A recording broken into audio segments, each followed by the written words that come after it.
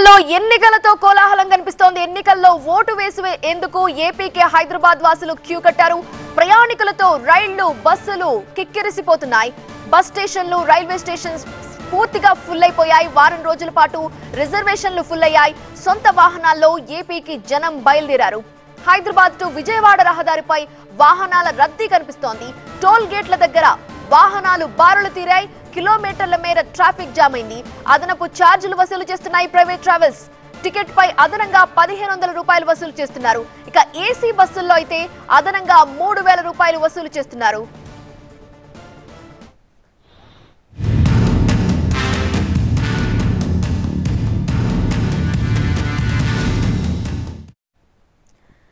Yes, voter on wheel. అయితే bus లేదంటే train, అది కుదరలేదంటే కారు. ఓటు హక్కు వినియోగించుకునేందుకు ఓటర్లు ఎలా అయినా సరే వెళ్లాలని తాహతపడుతున్నారు, ఆరాటపడుతున్నారు. దీంతో ఎక్కడ చూసినా కూడా ట్రాఫిక్ జామ్స్ ఏర్పడుతున్నాయి. టోల్ గేట్ల వద్ద, రైల్వే స్టేషన్స్, బస్ స్టేషన్స్ వద్ద కిక్కిరిసిపోయిన పరిస్థితులు కనిపిస్తున్నాయి.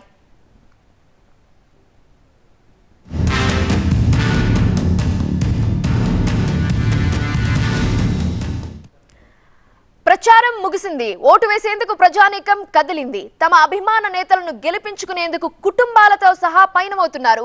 దీంతో ఎంజీబీఎస్, జేబీఎస్ ప్రయాణికులతో కిటకిటలాడుతున్నాయి. సరిపడా బస్సులు లేకపోవడంతో తీవ్ర ఇబ్బందులు పడుతున్నారు.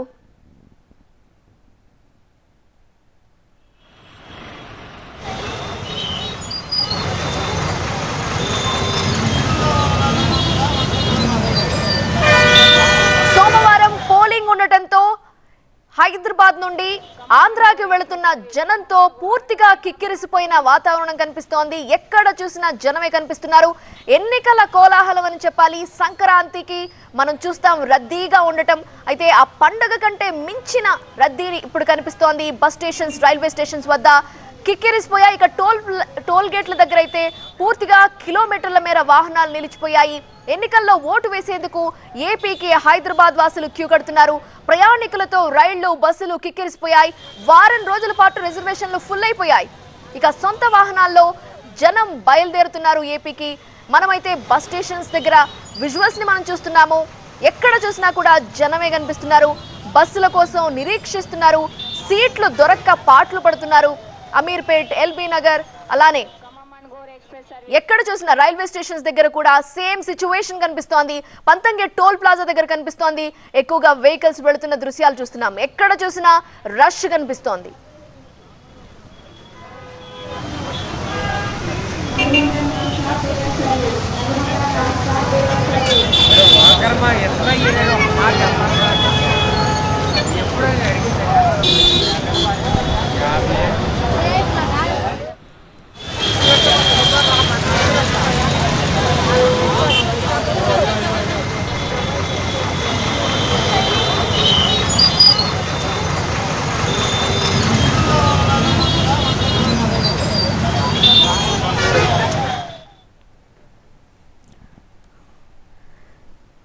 సో ఎక్కడ చూసినా జనం రద్దీ కనిపిస్తోంది. సీట్లు దొరక్క ఇబ్బంది పడుతున్న సిచ్యువేషన్ కనిపిస్తోంది. అసలు మియాపూర్ దగ్గర ఏంటి సిచ్యువేషన్ వివరించడానికి మా ప్రతినిధి లక్ష్మీకాంత్ లైవ్ లో సిద్ధంగా ఉన్నారు. లక్ష్మీకాంత్, మనం ప్రస్తుతం మియాపూర్ సర్కిల్ సెంటర్లో ఉన్నాం. ఇక్కడ జనం ఎన్నికల జాతర కనిపిస్తుంది. జనం బస్సుల కోసం పడిగాపులు కాస్తున్నారు. ఇదే అదునుగా చేసుకున్నటువంటి ట్రావెల్స్ మాఫియా దండుకోవడానికి తెరదీసింది. ఒక్కొక్క టికెట్ 800 రూపాయలు ఉన్న టికెట్ దాదాపు 1500, 2000, 3000, 3200 వరకు కూడా ఇక్కడ వసూలు చేశారు. అయినప్పటికీ ఇన్ టైంలో బస్సులు రాకపోవడంతో పిల్లా పాపలతో మొత్తం జనం జాతరలో ఏ విధంగా ఉంటారో, తిరునాళ్ళలో ఎలా ఉంటారో పల్లెల్లో ఆ విధంగా బస్సుల కోసం పడిగాపులు కాస్తున్నారు. వరుసగా సాటర్డే, సండే, మండే ఈ 3 రోజుల పాటు సెలవులు రావడంతో ఆయన వారిని కలుసుకోవడం, అలాగే ఓటు వేసి వచ్చేందుకు మొత్తం కూడా వెళ్తున్న సిచ్యువేషన్ మనకు కనిపిస్తుంది. ఇక్కడ అందరూ కూడా వాళ్ళు టికెట్ కాస్ట్ ఒకసారి అడిగి తెలుసుకునే ప్రయత్నం చేద్దాం. అమ్మ, మీరు చెప్పండి, మామూలు టైంలో మీ ప్రాంతాలకు వెళ్ళడానికి ఎంత టికెట్ వసూలు చేస్తారు? ఇప్పుడు మీ దగ్గర ఎంత డబ్బులు వసూలు చేశారు? నార్మల్గా 960, 860 అలా ఉంటుంది. ఇప్పుడు 1800, 2500 లా ఉంది. మీకు ఎలా అనిపిస్తుంది ఈ టైంలో మీకు మీ దగ్గర డబ్బులు వసూలు చేయడం ఇంత భారీగా డబల్? మా నార్మల్గా మామూలుగా అయితే ఇట్లా ఉండదు ఛార్జెస్. ఈ టైంలో ఇలా పెంచడం చాలా కష్టంగా ఉంది. అందరూ వెళ్ళాల్సిన టైం కదా, ఇట్లా పెంచకుండా ఉంటాం. మీరు చెప్పండమ్మా, మీరు చెప్పండి మీకు ఎలా అనిపిస్తుంది? మీ దగ్గర టికెట్ కాస్ట్ మామూలుగా ఎంత వసూలు చేస్తారు ఇప్పుడు? ఎలా ఉంది? నార్మల్గా 1600 ఉండేది, ఇప్పుడు 2500 అట్లా చేస్తున్నారు. ఓకే, మీకు ఇంత డబ్బు కాస్ట్ డబల్ పెట్టి వసూలు చేస్తున్నారు, ఎలా అనిపిస్తుంది? అంత డబ్బు పెట్టి మీ ఊర్లోకి ఎందుకు వెళ్తున్నారంటే టీడీపీ కోటేయడానికి, టీడీపీ గెలుస్తుంది. ఓకే కాదమ్మా, ఈసారి ఇంత డబల్ ఛార్జీలు వసూలు చేస్తున్నారు కదా, దీనికి మీకు ఫీల్ కావటం లేదా?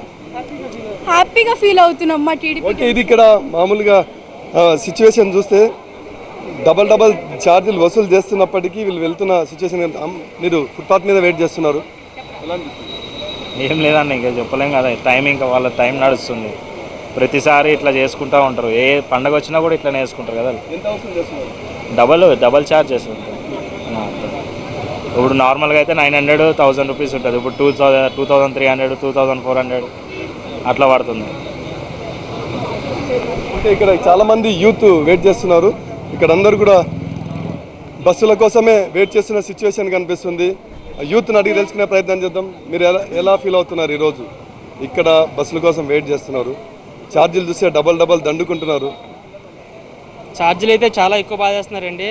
800 ఉండేది మాది బస్ టికెట్ మా ఊరికి, ఇప్పుడు 3000 నుంచి 9999 రూపాయలు కూడా ఉంది టికెట్ రేట్. ఇప్పుడు ఎలా అయితే చాలా కష్టం కదా మాకు వెళ్ళడానికి. మీరు ఒక విషయం చెప్పండి, 9900 అంటున్నారు, ఏ బస్సుకు ఎంత వసూలు చేస్తారు? బస్సు నిన్న చూశానండి, అది నాకు అంత ఐడియా లేదు ట్రావెల్స్ పేరేంటో, బట్ రేట్ అయితే అలాగ ఉంది. రేట్ మాత్రం చూశాను నిన్న నేను. మీరు ఎంత టికెట్ పే చేశారు మామూలు టైంలో అయితే? ఏ ప్రాంతానికి? రాజమండ్రి. మామూలుగా అయితే ఎంత ఉంటుంది? 800 అండి, 800 నుంచి 900 ఉంటుంది. ఇప్పుడైతే త్రిబుల్ అయింది రేట్ అనేది. ఎలా అనిపిస్తుంది? ఇక్కడ చాలామంది చూస్తుంటే ఒక జాతర మాదిరి జరుగుతుంది, ఎన్నికల పండుగ వాతావరణం అయితే కనిపిస్తుంది. కానీ ఇదే అదునా చేసుకున్నటువంటి ట్రావెల్స్ మాఫియా మొత్తానికి డబల్ ఛార్జీలు వసూలు చేయడానికి మొత్తం సిండికేట్ అయినట్టుగానే కనిపిస్తుంది. వీరి దగ్గర నుండి మొత్తం 1500 ఉంటే 3000 వరకు వసూలు చేస్తున్నారు. ఫైనల్గా మీరు చెప్పండి అమ్మా, మీరు ఎలా అనిపిస్తుంది? అమ్మా, ఈ డబుల్ ఛార్జీలు వసూలు చేస్తున్నారు కదా, ఎలా అనిపిస్తుంది? చాలా ఎక్కువ టికెట్స్, చాలా అప్పుడు ఒక 800 ఉండేది, ఇప్పుడు డబుల్ బెర్త్ 2000, 2500, చాలా డబుల్ పెంచేస్తారు కదా రేట్లు. మొత్తం మీద తమ ప్రాంతాలకు వెళ్ళాల్సిన వాళ్ళు ఈ ప్రాంతం నుంచి మియాపూర్ని స్టార్టింగ్ పాయింట్ నుండి వెళ్తుంటారు. అయితే ఇక్కడ ఇదే అదునుగా చేసుకుని డబల్ ఛార్జీలు వసూలు చేస్తున్నారు. దీనిపైన అసంతృప్తి వ్యక్తం చేస్తున్నారు. మరోవైపు తమ ఊర్లోకి వెళ్ళడానికి మాత్రం జనం చాలా మంది ఏపీకి ఇక్కడ నుంచి వెళ్ళిపోతున్న సిచ్యువేషన్ ఉంది.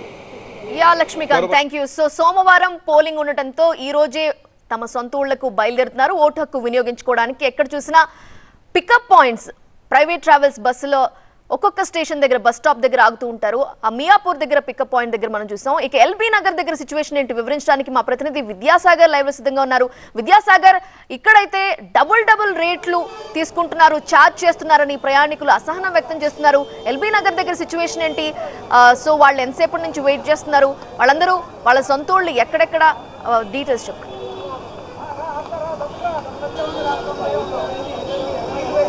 ఎస్, ఎల్బీ నగర్లో కూడా ఏపీకి వెళ్లేందుకు విజయవాడ హైవే మీద పెద్ద ఎత్తున బారులు తీరారు. మనం చూడొచ్చు, బస్సులు, ప్రైవేట్ వెహికల్స్ ఏ వచ్చినా సరే వాటిని ఆ ఉరికి ఎక్కుతున్నటువంటి డీసీఎం, ఏదైతే గ్యాస్ సిలిండర్లు తీసుకెళ్తున్నటువంటి డీసీఎంలో కూడా ఫిల్ చేస్తున్నటువంటి ఆ సిచ్యువేషన్ చూస్తున్నాం. వారంతా కూడా వారి ఊర్లకు వెళ్ళాలన్నటువంటి తపన గంటల తరబడి వెయిట్ చేసి బస్సులు రాక వారంతా కూడా వెళ్తున్నటువంటి సిచ్యువేషన్. ఏ వెహికల్ దొరికినా సరే ఇంట్లో వెళ్ళాలి, ఓట్ల పండుగకు తామంతా చేరుకోవాలి.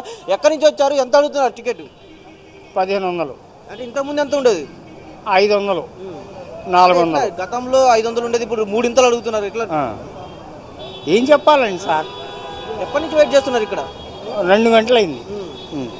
మనం చూడొచ్చు ఒకసారి ఎల్బీ నగర్ ఫ్లైఓవర్ దిగిన తర్వాత, ఎల్బీ నగర్ ఫ్లైఓవర్ దిగిన దగ్గర నుంచి Chintalakunta check post, Sri Vishnu theatre, అస్థిరాపూర్, ఇట్లా ఏదైతే జంక్షన్స్ ఉంటాయో వనస్థలిపురం జంక్షన్, అక్కడి వరకు కూడా ఇదే తరహాలో జనమంతా కూడా రోడ్ల వెంట బారులు తీరి ఉన్నారు. ఏ వెహికల్ వచ్చినా సరే ఫుల్గా వాటిని ఎక్కేస్తున్నటువంటి కారు వచ్చినా సరే, ప్రైవేట్ బస్సులు వచ్చినా సరే, ఎక్కడైనా సరే జనమంతా కూడా ఏ వెహికల్ విజయవాడ హైవే మీద ఎక్కడ చూసినా కూడా జన జాతర కనిపిస్తుంది.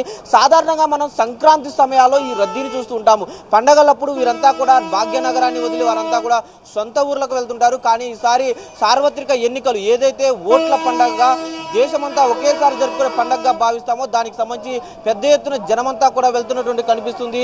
పిల్లలు కావచ్చు, పెద్దలు కావచ్చు, వీరంతా కూడా మధ్యాహ్నం నుంచి ఇక్కడే పడిగాపులు కాస్తున్నారు. వెహికల్స్ దొరకట్లేదు వీరంతా కూడా వెహికల్స్ బస్సులన్నీ కూడా రష్ గా వస్తున్నాయి. మనం చూడొచ్చు కార్లలో కూడా ఎక్కిస్తున్న పరిస్థితి. ఏంటంటే ఎక్కడ వెళ్తున్నారు?